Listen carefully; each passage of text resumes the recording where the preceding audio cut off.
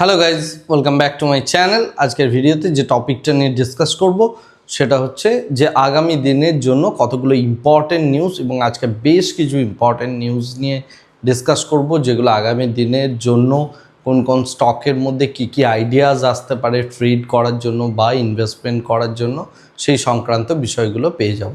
But তার আগে আমরা আজকের মার্কেটটা নিয়ে একটু দেখে নিই। মার্কেটের যে এক্সপেকটেশনটা আমার গতকাল ছিল যে ওপেন ইন্টারেস্টের জায়গা থেকে যে 24,000 থেকে 24,500 এই রেঞ্জের মধ্যে থাকবে, এবং এটা একটা কনসলিডেশন কাইন্ড অফ মার্কেট আমরা দেখতে পাবো। তো সেই টাইপের একটা মার্কেট আজকের দিতে দেখতে পেলাম, এবং সেই কারণের জন্য আপনি যদি দেখেন নিফটি, সেন্সেক্স, আমরা যদি bank Nifty, mid cap small ক্যাপের মধ্যে ভালো র্যালি এসছে। কোন কোন স্টকগুলো রয়েছে এবং এই র্যালিটার বিহাইন্ডে কী কারণ রয়েছে সেটাই আমি আসছি। বাট মেনলি লার্জার পার্সপেক্টিভ থেকে যে বড় স্টকগুলো রয়েছে সেগুলোর মধ্যে কিন্তু বড় কোনো র্যালি হয়নি, এবং most of the stock flat পজিশনই আছে। যাই হোক, ইন্ডিয়া ভিক্স যদি দেখি, ইন্ডিয়া ভিক্সও স্লাইটলি ডাউন, ফ্ল্যাটই বলা যায়, এবং তার সাথে ইউএসডি আইএনআরও মোটামুটিভাবে ফ্ল্যাট। আমরা বিটকয়েন প্রাইস যদি দেখি 81,000-এ স্টে করছে, আর ইউএসের যে বন্ডের যে ইল্ড রয়েছে সেটা কিন্তু ফল করছে, অর্থাৎ ইউএস বন্ডের দিকে ক্যাপিটাল স্লাইডলি মুভ হচ্ছে। এনিওয়ে, আমরা যেটা দেখতে পাচ্ছি সেটা হচ্ছে এখানে অ্যাডভান্সে 2200-2300 কাছাকাছি স্টক, ডিক্লাইনে 1000-এর কাছাকাছি স্টক। মেইন যে জায়গাটা রয়েছে গোদরেজ ইন্ডাস্ট্রিজ, যার মধ্যে আমরা 20%-এর কাছাকাছি একটা আজকের ডেটের মধ্যে বৃদ্ধি দেখতে পেলাম। এর বিহাইন্ডে যেটা রিজন সেটা হচ্ছে ম্যানেজমেন্টের কাছ থেকে খুব পজিটিভ একটা ইপিএস গ্রোথ, এবং তার সাথে তাদের যে রেভিনিউ গ্রোথ, দুটো জিনিস মানে revenue growth plus EPS growth দুটোরই পুরোপুরিভাবে একটা ইন্ডিকেশন এসছে। এবং সেই তাছাড়াও গোদরেজ ইন্ডাস্ট্রিজ দুটো প্ল্যাটফর্মকে অ্যাকোয়ার করতে চলেছে আগামী দিনে। তো সেই নিউজগুলোর পরিপ্রেক্ষিতে এবং ম্যানেজমেন্টের এই পজিটিভিটি, অর্থাৎ ফাইন্যান্সিয়ালি যে পজিটিভ একটা বিষয় আসতে চলেছে, তার জন্য গোদরেজ ইন্ডাস্ট্রিজের মধ্যে আজকে 20%-এর কাছাকাছি বৃদ্ধি দেখেছি। তেজাস নেটওয়ার্ক বেশ কিছুদিন ধরে বেশ ভালো রকম র্যালি দেখাচ্ছে, তো সেই জায়গা থেকে 15%-এর কাছাকাছি বৃদ্ধি। পিরামল ফার্মা 11%, ক্রাফটসম্যান 11%, এবং এলবিএল এই স্টকটার মধ্যেও আমরা অলমোস্ট 10%-এর কাছাকাছি বৃদ্ধি দেখেছি। এছাড়া আমরা যদি দেখি টপ 5 লুজিং স্টক, সেগুলোরও লিস্ট এখানে আপাতত রয়েছে, বাট খুব একটা সিগনিফিক্যান্ট লুজিং স্টক আমরা কিছু দেখলাম না। নিফটি পার্সপেক্টিভ থেকে যদি আমরা কথা বলি, মোস্ট অফ দ্য স্টক বা যত আমরা শেয়ার দেখছি সেগুলো মোটামুটিভাবে ফ্ল্যাট, ওই কোনোটা 1-1.5% করে বৃদ্ধি হয়েছে। শুধুমাত্র আজকের ডেটে দেখতে গেলে অটো সেগমেন্টের মধ্যে একটা আমরা বুলিশনেস লক্ষ্য করলাম। তো সেক্টরাল ভিউর দিকে যদি আমরা তাকাই, সেই একই জিনিসই দেখতে পারবো, most of the sector flat, mainly মানে লার্জ ক্যাপ সেগমেন্টের মধ্যে বলছি, এবং সেক্ষেত্রে অটো সেগমেন্টের মধ্যে একমাত্র 1.93%-এর কাছাকাছি আমরা একটা বৃদ্ধি লক্ষ্য করলাম। গ্লোবাল মার্কেট পার্সপেক্টিভ থেকে যদি কথা বলি, সেখানেও মোটামুটি সমস্ত কিছু ফ্ল্যাট। তো আজকের ডেটে যদি আমরা দেখি, ওভারঅল স্ট্রাকচারটাই গ্লোবাল মার্কেটেও ফ্ল্যাট রয়েছে। এনিওয়েজ, ডোনাল্ড ট্রাম্প তার বিভিন্ন রকম বক্তব্যের জন্য ক্রুড অয়েলের প্রাইসের মধ্যে অলরেডি আবার পতন এসছে। তো এবং এটা পিস টক যে হতে চলেছে ইউএস এবং ইরানের মধ্যে, সেই জায়গা থেকে একটা পজিটিভিটি আসার জন্যই এই বিষয়টা হয়েছে, যার জন্য ব্রেন্ট এবং ডাব্লিউটিআই ক্রুডকে আমরা ফল করতে দেখলাম, এবং ন্যাচারাল গ্যাসকে আজকে আফটারনুন সেশনে জাস্ট ইভিনিংয়ে যদি দেখি স্লাইডলি বাড়তে দেখলাম। ক্রুড অয়েল যেহেতু ফল করছে এবং গোল্ড অ্যান্ড সিলভার সেটা উপরের দিকে আপসাইড র্যালি দেবে, খুবই স্বাভাবিক, যেটা আমি প্রত্যেকটা ভিডিওতেই বলছি। তো সেই সেন্সে মানে আমরা গোল্ড এবং সিলভারের মধ্যে ভালো একটা বৃদ্ধি দেখছি। উল্টো দিক থেকে দেখতে গেলে বেস মেটাল পার্সপেক্টিভ থেকে শুধুমাত্র জিঙ্কের মধ্যে 1.33%-এর কাছাকাছি বৃদ্ধি লক্ষ্য করলাম।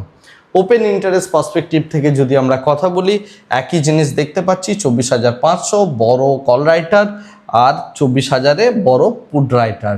তো সুতরাং এই রেঞ্জটার মধ্যে আপাতত ট্রেড হওয়ার কথা। এই রেঞ্জটার বাইরে যতক্ষণ না মার্কেট বেরোচ্ছে এবং ওপেন ইন্টারেস্টের মধ্যে যতক্ষণ না চেঞ্জেস আসছে, ততক্ষণ কিন্তু মার্কেট এই রেঞ্জের মধ্যেই থাকবে। যে সাইডে সেই চেঞ্জেসটা আসবে সেই অনুযায়ী আমরা এটাকে বাড়তে দেখতে চলেছি আগামী দিনে। আমার ধারণা মার্কেটের পার্সপেক্টিভ থেকে যে এখনও কিছুটা এইরকম একটা স্কুইজ পজিশনই মার্কেটে থাকা উচিত। এনিওয়েজ, এবারে আমরা যদি নিউজ পয়েন্ট অফ ভিউ থেকে কথা বলি, ইউএস এবং ইরান দুজনেই একটা ইন্টারিম যে পিস ডিল হতে চলেছে তার একটা সিগন্যাল দিচ্ছে, এবং এই সিগন্যালটার প্রভাবেই আমরা ক্রুড অয়েলকে কিন্তু কিছুটা পরিমাণ ফল করতে দেখলাম। এখন যেটা বিষয়, এই যে ডোনাল্ড ট্রাম্প বিভিন্ন রকম অ্যাক্টিভিটি করছেন, সেই জায়গা থেকে ডোনাল্ড ট্রাম্পের ফেভারিট যে এজেন্সিটা রয়েছে অর্থাৎ অ্যাক্সিয়াসের মধ্যে ইনসাইডার ট্রেডিংয়ের একটা বেশ বড় রকমের অ্যালিগেশন অলরেডি চলে এসছে।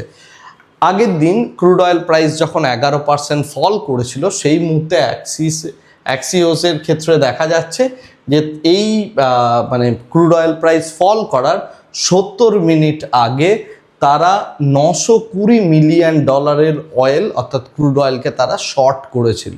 ওকে, এবং এই শর্ট পজিশনটার প্রভাবে যেহেতু 12%-এর কাছাকাছি ফল করেছিল, তারা কভার করেছে পুরো বিষয়টাই।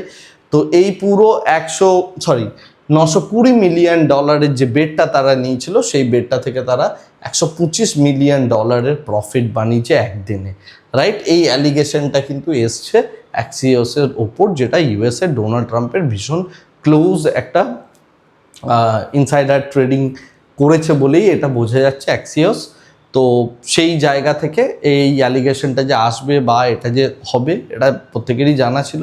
যাই হোক, এটা নিয়ে ইউএসএতে বিভিন্ন রকম ইনভেস্টিগেশন বলুন বা পলিটিক্যাল যে চর্চা, সেগুলো অলরেডি শুরু হয়ে গিয়েছে। এনিওয়েজ, এই ঘটনা দিনরাত যে হচ্ছে ইউএসের মধ্যে এবং ডোনাল্ড ট্রাম্পের যে বক্তব্য, তার প্রভাবে এই জিনিসগুলো হচ্ছে, সেগুলো আমরা প্রত্যেকেও বুঝতেও পারছি। এনিওয়েজ, যাই হোক না কেন, নেক্সট আমরা ইন্ডিয়া পার্সপেক্টিভ থেকে আরেকটা নিউজ দেখব।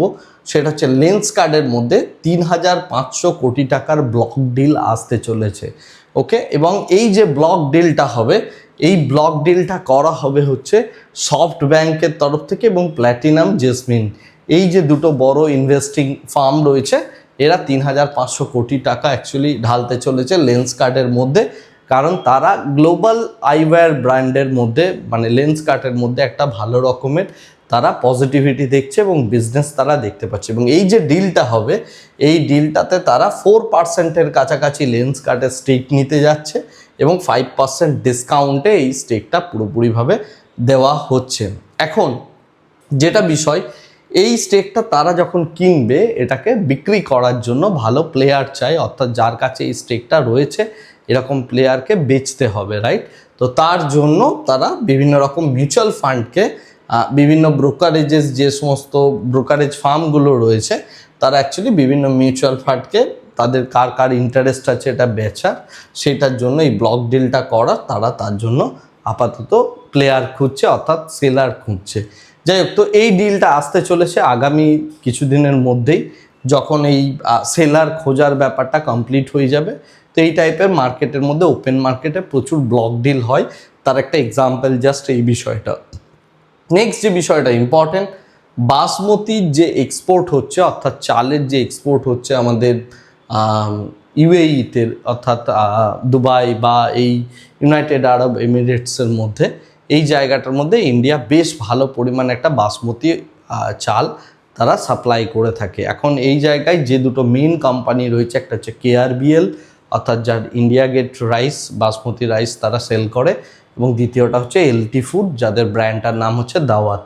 তো এই দুটো ইন্ডিয়া থেকে যথেষ্ট বড়, মানে কি বলবো, বড় কোম্পানি রয়েছে, যে কোম্পানিগুলো এটা সেল করে। এখন প্রবলেমটা এটা হয়েছে মিডল ইস্টের ওয়ারকে কেন্দ্র করে, এই সেলটা করতে গেলে স্ট্রেট অফ হরমুজ বলুন বা মিডল ইস্টের যা পরিস্থিতি, তাতে করে চাল সাপ্লাই করতে গেলে পার টনে, যেটা আগে দেখা যাচ্ছিল 550 টাকার কাছাকাছি তাদের খরচা পড়তো, সেই জায়গাটা $550 কাছাকাছি খরচা পড়তো, সেটা বেড়ে এখন $3000 পার টন হয়েছে। যেহেতু কস্ট বাড়ছে, transportation and all this cost, এগুলো যখন বাড়ছে, ট্যাক্সি বলুন বা যাই বলুন না কেন, তো এর যে রেভিনিউ, সেই রেভিনিউটা যেমন থাকছে, সেটা যদি ইনট্যাক্টও থাকে, এর কস্ট বাড়ার জন্য এর নেট প্রফিট কিন্তু স্কুইজ হতে চলেছে বা এবিডা স্কুইজ হতে চলেছে। তো সেই বিষয়টা যদি এখানে হয়, তাহলে আমরা যেটা দেখতে পাবো, এই দুটো শেয়ারের মধ্যে কিন্তু একটা নেগেটিভিটি আসতে চলেছে আগামী দিনে। ওকে, তো আপনি যদি এই টাইপের মানে কেআরবিএল বা তার সাথে এলটি ফুডস, এই দুটো শেয়ার বা চালের কোনো শেয়ারকে যদি আপনি হোল্ড করে থাকেন, তাহলে এবং তারা যদি ইউএইতে সাপ্লাই করে তাহলে এটা কিন্তু তাদের জন্য যথেষ্ট নেগেটিভ একটা নিউজ বলা যেতে পারে। এই বিষয়টা কিন্তু আগামী দিন হিট করছে। Next last but not the least সব থেকে ইম্পর্টেন্ট আরেকটা নিউজ, সেটা হচ্ছে গভর্নমেন্ট কোল ইন্ডিয়া থেকে 3 to 4% যে স্টেক রয়েছে গভর্নমেন্টের, সেটা গভর্নমেন্ট সেল করতে চলেছে 100 বিলিয়ন রুপিজের মাধ্যমে। ওকে, এবং এই যে সেলটা গভর্নমেন্ট করবে এর ফলে কোল ইন্ডিয়ার মধ্যে একটা কিছুদিনের জন্য একটা ছোট্ট সেলিং প্রেশার কিন্তু তৈরি হতে পারে, এবং এই এক্সপেকটেশনই আগের দিনে কিছুটা পরিমাণ আমরা যদি দেখি 2.5%-এর কাছাকাছি এটা ফল করেছিল। কিন্তু যেটা বিষয় যে এটা একটা অফার ফর সেল টাইপের একটা গভর্নমেন্ট নিয়ে আসতে চলেছে, এবং এটা আশা করি একটা ডিসকাউন্টের মধ্যে দেওয়া হতে চলেছে আগামী দিনে। তো এনিওয়েজ এই হচ্ছে টোটাল নিউজ বা ইনফরমেশন। যে সমস্ত শেয়ারগুলো বললাম এই শেয়ারগুলোকে একটু ট্র্যাক করার চেষ্টা করবেন। লেন্সকার্ট, কেআরবিএল, কোল ইন্ডিয়া, এলটি ফুডস বা যা কিছু নিয়ে কথা বললাম এগুলো mid cap, small cap, not small cap, mid cap এবং স্লাইডলি একটু লার্জ ক্যাপ সেগমেন্টেরই এই কোম্পানিগুলো রয়েছে। তো এগুলোকে একটু ট্র্যাক করার চেষ্টা করবেন, এবং এই স্টকগুলোকে ট্র্যাক করলে আগামী 1-2-3 দিনের মধ্যে আপনি ভালো ইন্ট্রাডে ট্রেড হয়তো পেয়ে যেতে পারেন। এর মানে আমি এগুলোকে কোনোটাকেই ব্লাইন্ডলি বাইংয়ের কথা বলছি না। ম্যাক্সিমাম আজকের ডেটে 3-4টে শেয়ারের কথা বললাম যেগুলো বেশিরভাগ ক্ষেত্রে সেলিং স্টক। তো সেলিং স্টকে ইন্ট্রাডে বেসিসে আপনি চাইলে শর্ট সেল করেও পয়সা বানাতে পারেন।